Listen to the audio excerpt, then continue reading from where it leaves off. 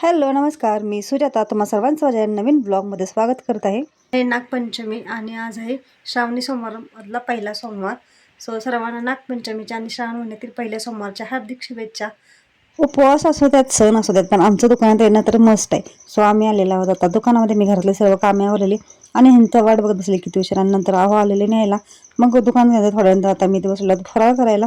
फराळ करून झाल्यानंतर ॲक्च्युली मी साड्यांचा हातशिलाई करायला ह्या घरी नेलेलं, पण मग घरी काही मला झालंच नाही. खूप वेळ झाला होता त्या दिवशी, म्हणून मग मी तसंच ते परत दुकानात आणले आणि आता ही हातशिलाई करायला बसलेली आहे. 8 साड्या होत्या हातशिलाईच्या, त्यातल्या 6 साड्या दुकानात झाल्या. त्यानंतर 2 साड्या राहिल्या त्या मी घरी घेऊन आलेली आणि आता पुरणपोळीचं जेवण बनवायचं म्हणून मी आलेली आहे. आल्या बनवलेला आहे मी ते चहा. आता अगोदर चहा घेणार आणि मग जेवणाला लागणार आहे, कारण मला पोळ्याचा स्वयंपाक करायचा आहे आणि आता मी बनवणार आहे पुरणपोळी. तर या ठिकाणी मी डाळ आणि भात आहे तो एकदम कुकरला लावून घेतलेला आहे, म्हणजे पटकन डाळ वगैरे शिजेल. कणिक पण मळून घेतलेली आणि ती मुरत ठेवलेली. तोपर्यंत तिथे अजून शिट्ट्या होतच आहेत कुकरच्या. आणि कणिक आता मी मुराला ठेवणार आहे आणि तोपर्यंत बाकीची कामं करून घेऊया म्हटलं. मग इथे शेक बनवण्यासाठी खोबऱ्याचा मसाला बनवून घेत आहे. कढीपत्ताही मला पाहिजे होता म्हणून मी मागे बघायला गेली होती आहे का. ही कढीपत्त्याची 2-3 झाडे लावलेत, पण ती अजून छोटे आहेत, जास्त मोठी नाही झालेली. तर कढीपत्त्याचं आणायचं काम तर मी आहूनच लावलं. तर मी ते मग कुकर गार झालेलं म्हणून मग ते डाळ आणि भात आहे ते बाहेर काढून घेत आहे. थोडंसं गरम होतं म्हणून शेवटी चिमटा वापरला. आणि या ठिकाणी आता मी डाळ शिजली का ते बघते. ॲक्च्युली डाळ शिजली होती, किती शिट्ट्या त्याच्या मला पण माहिती नाही, तरी 5-7 शिट्ट्या झाल्या होत्या. आणि नंतर मग मी ते डाळ शिजवलेली होती काढून घेतली. तुम्ही बघू शकता छान अशी शिजली होती डाळ पण, आणि भात पण तयार झालेला. भात तर काही लगेच शिजतं, एवढी शिट्ट्या लागत नाहीत भाताला, पण मी तरी पण डाळीबरोबर शिट्ट्या दिलेल्या त्याला पण. आता डाळ शिजलेली आहे. त्याचं पुरण मला बनवण्यासाठी डाळीला तडकाही द्यायचा होता आणि नंतर त्याची शेकही बनवायची होती डाळीचं पाणी काढून. तर ते डाळीचं पुरण बनवण्यासाठी मी डाळ आहे ते कढईमध्ये टाकलेली आणि त्याच्यामध्ये मला गूळ टाकायचा होता. आणि ही थोडी डाळ ठेवलेली मी शेकसाठी स्मॅश करून मी वापरणार आहे शेकेला. आणि हे डाळीचं पाणी आहे जे आपण डाळ शिजवताना घातलेलं असतं ते, त्याचे शेक बनवते, म्हणजे कटाची आमटी. आणि ही डाळ आहे त्याच्यामध्ये मी आता गूळ आहे तो टाकून घेत आहे. एकच वाटी मी ते डाळ घातलेली. जास्त पुरणपोळ्या कोण खात नाही, सण आहे म्हणून कराव्या लागतात. आणि मामींना पण दिलेली, तर एक मामा म्हणलेली एकच दे, 2 दिलेले त्याच्या जागी त्यांनी एकच घेतली होती. एक काढून ठेवलेली. आणि घरात पण सगळ्या काही संपल्या नाही, 4 पुरणपोळ्या तशाच राहिलेल्या आहेत. आणि आता या ठिकाणी मी डाळीला चांगला असा चटका देऊन घेत आहे.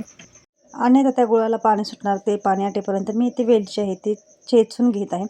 वेलची पावडर मी बनवून ठेवत नाही, फ्रेश वेलचीचा वास छान येतो म्हणून मी जेव्हा लागते त्यावेळेला वेलचीशी चेचूनच टाकते. आता मी ते वेलचीची पावडर आहे ती बनवून घेत आहे. वेलची एकदम बारीक होत नाही, त्यामुळे मी थोडीशी साखरही टाकलेली त्यासोबत आणि मग ती बारीक करून घेतलेली आहे. आणि ती मिरची मी वेलची पावडर त्याच्यामध्ये टाकून घेतलेली आहे. आणि डाळीचं पाणी आता आटत आलेलं आहे पूर्णपणे. थोडा वेळची आता मी स्मॅश करून घेणार आणि नंतर गॅस बंद करून घेणार आहे. पुरण आहे ते आता मला बारीक करायचं आहे, तोपर्यंत मी बाजूला ठेवलं आणि ते कटाची आमटी बनवून घेत आहे. त्यासाठी पातेलं ठेवलं, त्याच्यामध्ये 2 चमचे तेल टाकलं आहे. आणि साधी सोपीच माझी रेसिपी आहे. फक्त जिरे मोहरी टाकून घ्यायचं आहे फोडणीसाठी. पहिल्यांदा कढीपत्ताही टाकून घ्यायचा आहे आणि नंतर मी त्याच्यामध्ये आलं लसूण खोबरं कोथिंबीर ह्या सगळा मसाला बनवलेला आहे, ती मसाला मी टाकून घेणार आहे. आणि तो मसाला आपल्याला चांगला तेलात भाजून घ्यायचा आहे. आणि त्यानंतर त्याच्यामध्ये चटणी मीठ वगैरे हळद टाकून घ्यायचं आणि मग आपलं ते डाळ शिजवलेलं पाणी आहे ते टाकून घ्यायचं. मग कटाची आमटी तयार, उकळी घेऊन.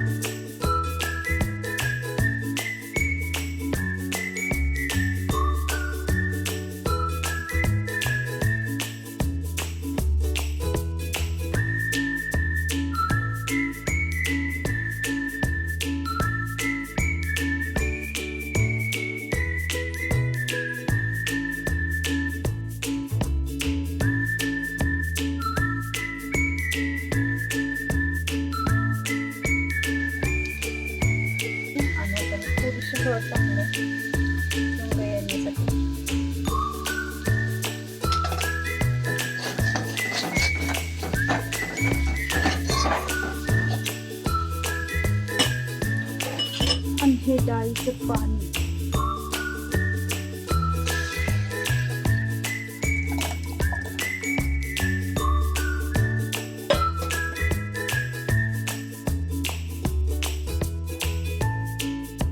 थोडंसं पाणी टाकून घेतलेलं आहे डाळी आमटीमध्ये. आता हे शेक तयार झाले, फक्त उकळी घ्यायची आहे ह्याची, मग मस्त असं कट येईल. वेळासाठी बाहेर गेले की तर ही शेक आहे ती गॅस फास्ट असल्यामुळे उत्तू गेली चुकून, मध्ये काढलंय मी धुतलं. आता इकडे ठेवलेली आहे आणि आता हे पुसून घ्यायचं काम वाढलेलं आहे. नजर हटी दुर्घटना घटी. काम लागले, पाणी आले संध्याकाळ तसं. हा बॅलर भरायला लावलेला आहे, कपडे लावलेले तसं कपडे पण लावले जातात. बॅलर भरत आलाय, लक्षात ठेवलं पाहिजे नाही तर पुन्हा नाही पाणी वाया जायचं.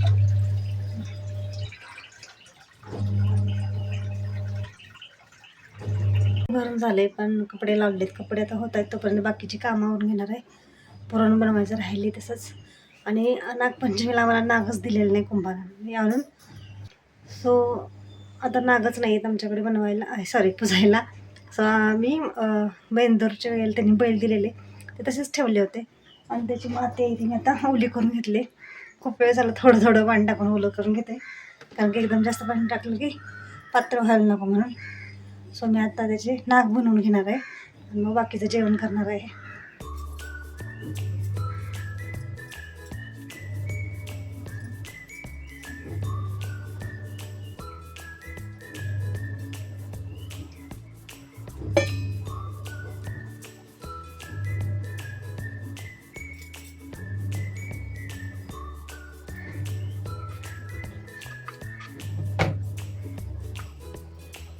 मच्छर चावायला लागलेले आहेत.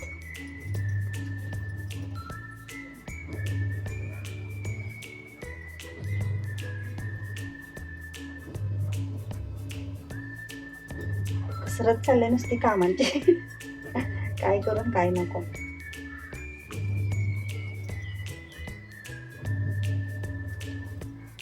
सो हे नाग आहेत ते मी आधी बनवून घेते, नंतर तुम्हाला दाखवते. इथं थोडासा माझा बनत आलेला आहे आणि ह्याचं फायनल टच वगैरे देऊन आणि थोड्या वेळाने तुम्हाला मी दाखवते, कारण ह्याला खूप वेळ लागेल. अजून एक बनवायचं आहे मला, 2 बनवायचे. सो ते बनवून घेते.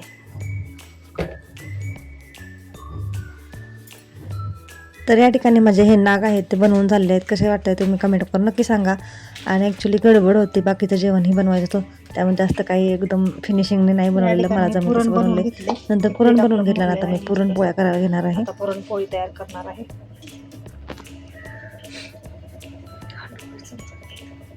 पुरणपोळी बनवण्यात मी काही एवढी प्रो नाही आहे, म्हणजे मला जास्त चांगलाच येतात असं नाही, पण कधी कधी छान जमतात, कधी कधी जरा बिघडतं, म्हणजे थोडंसं पुरण वगैरे बाहेर येतं असं होतं. सो मागच्या वेळेला मी बेंदूरच्या वेळेला पुरणपोळी केलेली, ती खूप छान झाल्या होत्या, सॉफ्टही झालेल्या, म्हणजे तसे सॉफ्ट वगैरे होतात छान. फक्त कधी कधी पुरण फुटतं, म्हणजे बाहेर येतं पोळ्यांमधून. तसं आज झालं होतं, गडबड झालेली खूप माझी. पण नंतर 2-3 पोळ्या पहिल्या फुटल्यानंतरच्या सगळ्या छान झाल्या होत्या. तर मी आता हे ते पुरणपोळी बनवून घेत आहे आणि ते उंडा बनवून घेत आहे, तुम्ही इथे बघू शकता. आणि उंडानंतर तो मी लाटून घेतलेला आहे. पुरणपोळी लाटताना ॲक्च्युली ती खूप हलक्या हाताने, म्हणजे नाजूकपणे लाटावी लागते. आपण चपाती कशी जरा फास्ट कशीही लाटतो तसं नाही, पुरणपोळीला जरा सिम्पली हलक्या हाताने लाटावं लागतं. सो आता इथे मी पुरणपोळी लाटून घेत आहे. आमच्या इकडे नागपंचमीला करंजी बनवतात, म्हणजे का बनवतात हे मलाही माहिती नाही, पण लग्न झाल्यापासून मी बघते की बनवतात. ॲक्च्युली जे आपण सारण बनवतो ना पुरणपोळीचं, त्या सारणाचीच बनवायची असते, परंतु आमच्या घरात कोण खात नाही. सो सासूबाई आमच्या पहिल्यापासूनच खोबऱ्याच्या बनवायच्यात, ओलं खोबरं म्हणजे नारळ फोडून त्याच्या. सो मी आज काही बनवल्या नव्हत्या आणि त्यांनी बनवलेल्या आहेत. सो त्यांनी नंतर मामांजवळ पाठवून दिलेले करंजी, आणि त्या करंजीचं त्यांनी मोदक पण बनवलेले, म्हणजे सेम पिठाचेच. सो ते नैवेद्याला लागतं म्हणून त्यांनी दिलेलं. आणि मी लाह्या करणार होते ज्वारीच्या, त्याही लागतात पूजनाला, तर त्यांनीच त्या दिलेल्या, म्हणून मग मी काही परत बनवल्या नाहीत. इथे बघू शकता माझी पुरणपोळी छान झाली. ॲक्च्युली ही पुरणपोळी थोडी फुटली म्हणून, नाहीतर खूप छान फुगली होती. इथे तुम्ही बघू शकता, ही दुसरी पुरणपोळी आहे. थोड्याशा अशा फुटल्या होत्या, पण छान फुगल्या होत्या, छान तयार झाल्या होत्या, म्हणजे ॲक्च्युली छानच होत्या. तुम्हाला कशा वाटतात हे तुम्ही कमेंट करून सांगा. आणि मी हे मग असे नाग बनवलेले आहेत, जास्त काही त्याला केलेलं नाही, थोडक्यात करून घेतलेले आहेत. आणि आता मी हे पुजून घेत आहे. इथे हा नैवेद्य आहे, ज्वारीच्या लाह्या आहेत, मामीने बनवलेत. आणि हे करंजा पण आमच्याकडे आज बनवतात नैवेद्यासाठी.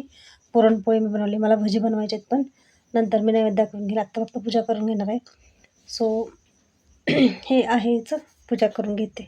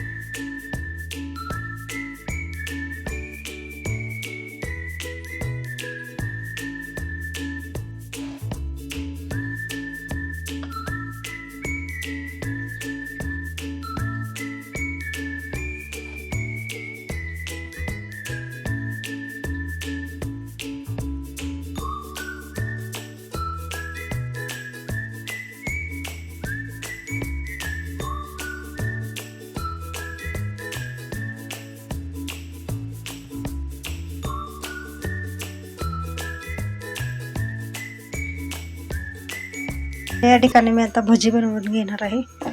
इकडे एकीकडे भजी बनवणार आणि इकडे हा भांड्याचा पसारा पडलाय तोही धुणार आहे. अगोदर भजी भाजते आणि मग ते करते.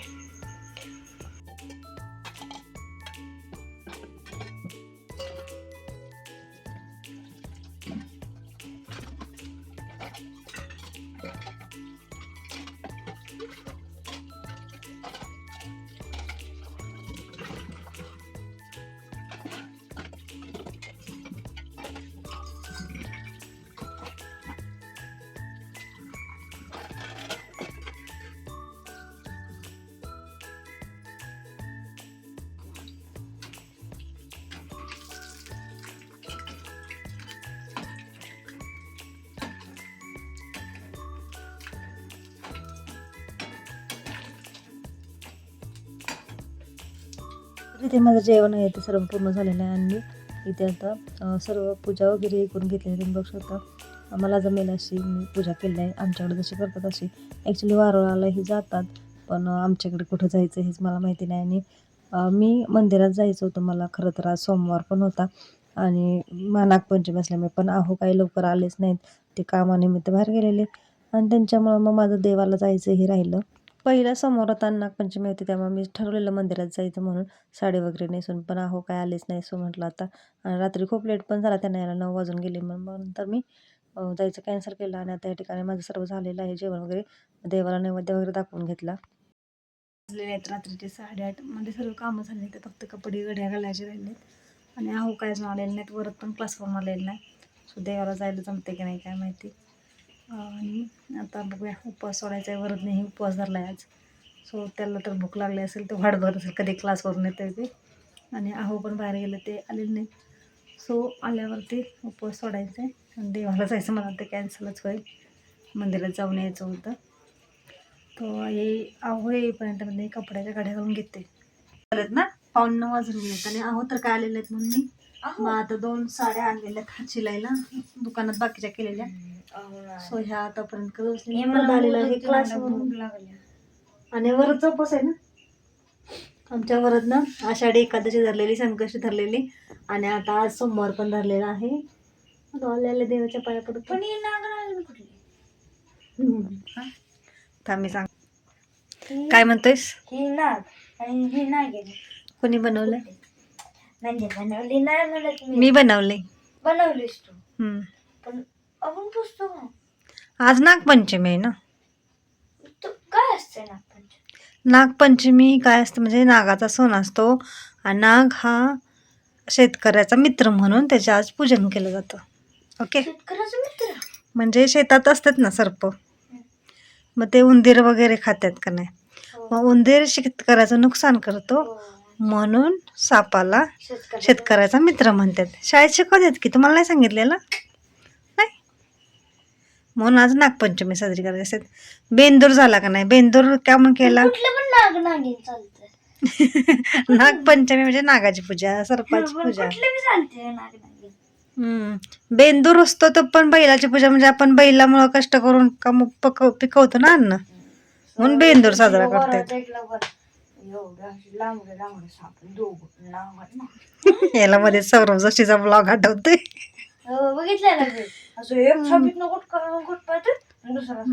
मग तुझा उपवास सोडायचा आहे का. जेवणार आहेस तू. मोदक आहे की तिच्यात. तिथं ठेवलाय बघ तिथं बुट्टी आहे. उपवास असा नसतो सोडायचा. मग जेवस तू सगळं आता. काम करते ना होय ग मनो. लगेच मांडीवर येऊन बसती आमची मनोड्या. बघू सर सारखी माग पोरग तर नाही. ती पण लाडाला आली. इथे बघ मनोल्या.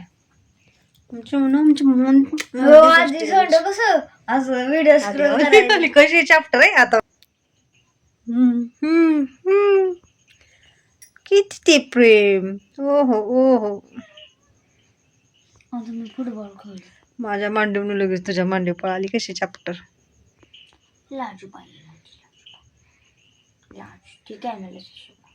हो का. तोंड लपवत्या सेलिब्रिटी आहे म्हणतो, सेलिब्रिटी हो का लय मोठी सेलिब्रिटी. झोपा ठेवता आम्ही. तर 9 वाजून गेल्यानंतर आहो आले होते, तोपर्यंत माझ्या साड्याही झाल्या होत्या हात शिलाई करून. मग नंतर आम्ही उपवास सोडला आणि ह्या ठिकाणीच हा व्लॉग इथेच एंड केलेला आहे. तुम्हाला हा व्लॉग कसा वाटला हे कमेंट करून नक्की सांगा. आवडला असेल तर प्लीज चॅनल लाईक करा, शेअर करा आणि सबस्क्राईब करायला विसरू नका. आणि हा व्हिडिओ शेवटपर्यंत बघितल्याबद्दल धन्यवाद. Bye bye.